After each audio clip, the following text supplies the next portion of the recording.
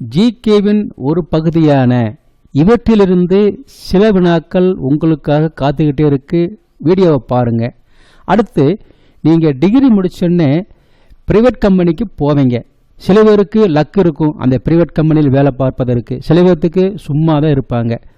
Okay, சம்பளம் எவ்வளோ கொடுத்துருவாங்க? 10,000 கொடுப்பாங்க. அதுக்கு மேலே ஒன்றுமே பண்ண முடியாது. ஆனால் வேலை செய்கிறது காலையில் 8 மணிக்கு போகணும், நைட்டு 7 மணிக்கு 8 மணிக்கு வரணும். இது தேவையா? அதுக்கு தான் சொல்கிறது, கவர்மெண்ட் எக்ஸாம் எழுதுங்க, காம்படிட்டிவ் எக்ஸாம் எழுதுங்க, நாங்கள் இருக்கோம் உங்களுக்கு தேர்வில் வெற்றி பெற செய்ய. அதுக்கு தான் நாங்கள் சொல்கிறோம், ஷார்ட்கட் ட்ரிக்ஸை பயன்படுத்துங்க. நான் சொல்கிற மெத்தடை ஃபாலோ பண்ணுங்க.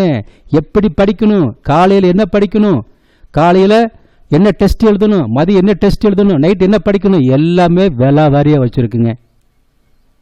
எங்களை ஃபாலோ பண்ணுங்க, நிச்சயம் தேர்வில் வெற்றி உறுதி.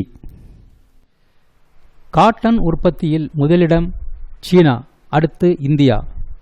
எப்போதும் சீனா இந்தியா மீது ஒரு காட்டமாக தான் இருப்பாங்க போல தெரியுது. வணிக கப்பல்கள் உற்பத்தியில் முதலிடம் ஜப்பான், அடுத்து ஸ்வீடன். ஜப்பான் ஒரு குட்டி நாடு, ஆனால் வல்லமை மிக்க நாடு வணிக கப்பல்கள் உற்பத்தியில். இது ஒரு இனிப்பான செய்திதானே மற்ற நாடுகளுக்கும். ஸ்வீடன்